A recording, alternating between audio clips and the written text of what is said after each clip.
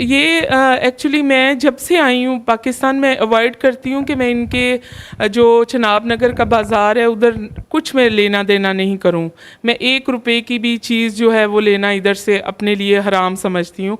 चनियोट से शॉपिंग हो जाती है या लालियाँ या सरगोदा या फैसलाबाद। लेकिन उस दिन ये हुआ था कि बुनियादी घर की कोई चीज़ चाहिए थी मुझे। तो घर में मेरे हस्बैंड जो थे वो थोड़ा बिज़ी थे, तो मैंने मुनासिब नहीं समझा कि एक छोटी सी चीज़ के लिए मैं किसी को बोलूं या मैं एक चीज़ लेने के लिए दूर दराज जाऊं। तो घर में बच्चा था, मेरी हैं ही है सिस्टर, उनका बच्चा था, हेल्प करने के लिए वो होता है, तो उसको मैंने लिया और मेरी बेटी भी घर में ही थी। तो मैं गई हूँ और मैंने वो चीज़ ली है और मैं वापस आ रही हूँ। बिल्कुल मैं कोई उधर जाके कोई एक्टिविटी नहीं कर रही थी, कोई मैं व्लॉग नहीं बना रही थी, कुछ भी नहीं बना रही थी।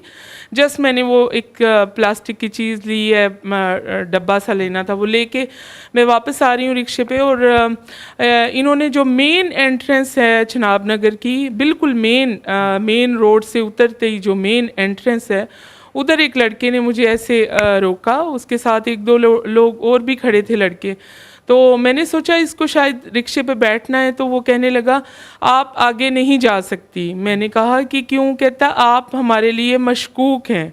मैं तो किसी बिल्डिंग में कभी घुसने की कोशिश नहीं की इनके, ना कभी हॉस्पिटल में, ना इनका बहिश्ती मकबरा है, किसी जगह पे भी जहाँ पे मुझे पता है कि हमारा बचपन इधर गुजरा है, कि हमें पता है कि क्या चीज़ लिमिट से क्रॉस करनी है और कौन सी नहीं। क्योंकि हम जो कादियानियत को रद्द करते हैं वो अपने अंदर एक और तरह का डर भी रखते हैं। अब हमारी भी फैमिली होती है, हमारे भी बच्चे होते हैं, हमें भी एक तरह का थोड़ा सा लिहाज रखना पड़ता है। तो मैंने कहा आपको क्या शक पड़ा है? कहता आपको पता चल जाएगा, आपको डाला आ रहा है, वो प्राइवेट अहाते में लेके जाएंगे और आपकी तलाशी लेंगे। जब उसने ये कहा तो मैंने कहा तलाशी आप इधर ही ले लो, परस इधर ही देख लो, मेरे पास परस था, इसमें कोई ऐसी मशकूक चीज़ नहीं है।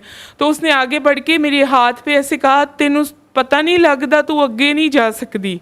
जब उसने हाथ पे ऐसे किया ना, तो पता नहीं मुझे फिर क्या हो गया, मुझे गुस्सा आ गया कि इसकी जुर्रत कैसे हुई आगे हो के हाथ को ऐसे करने की। जैसे किसी पागल बच्चे को बंदा समझाने के लिए ऐसे ज़ोर से करता है ना कि तुम आगे नहीं जा सकती, तुम्हें डाला ही समझाएगा।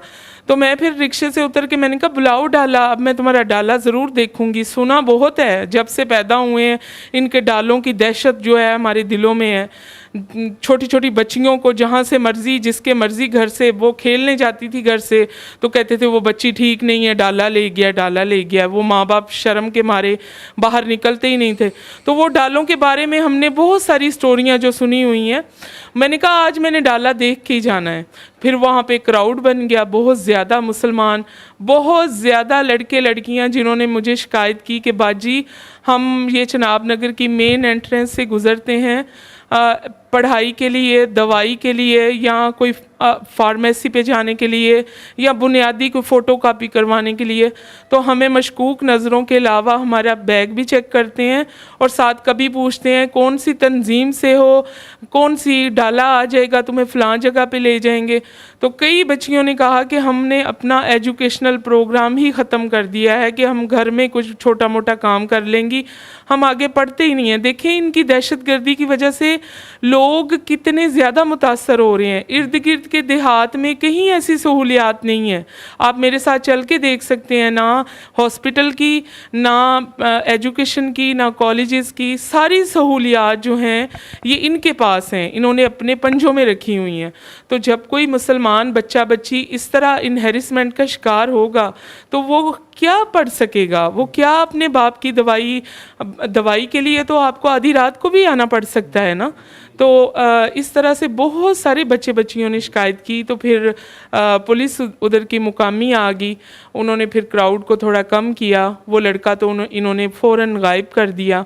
और फिर जो है एफ़आईआर, पहले इन्होंने प्रेशर डाला कि आप एफ़आईआर ना करवाएं, लेकिन मेरी ये डिमांड थी कि वो लड़का उसी जगह पे आए, उसी क्राउड में उसी जगह पे आके माजरत करे तो बात ख़त्म है। वरना इस तरह नहीं होता। आज मैं हूँ, कल कोई और बच्ची हो सकती है। तो फिर FIR हुई, लेकिन अभी तक उसका कोई भी कादियानियों ने सिलसिला मतलब हाथ नहीं आने दी। इनके अपने प्राइवेट सेल्स हैं और पाकिस्तान में एक जगह इन पे अगर कोई कानूनी कार्रवाई होती है तो ये माइग्रेट करके दूसरे शहर में चले जाते हैं। जैसे सियालकोट में होगा तो इधर आ जाएंगे, इधर होगा तो सरगोदा चलेंगे। इनके अपने सेल्स हैं, इनके अपने मिशन हाउसेस हैं, जो एक किस्म का रियासत में रियासत हैं, उस पर कोई भी हाथ नहीं डाल सकता।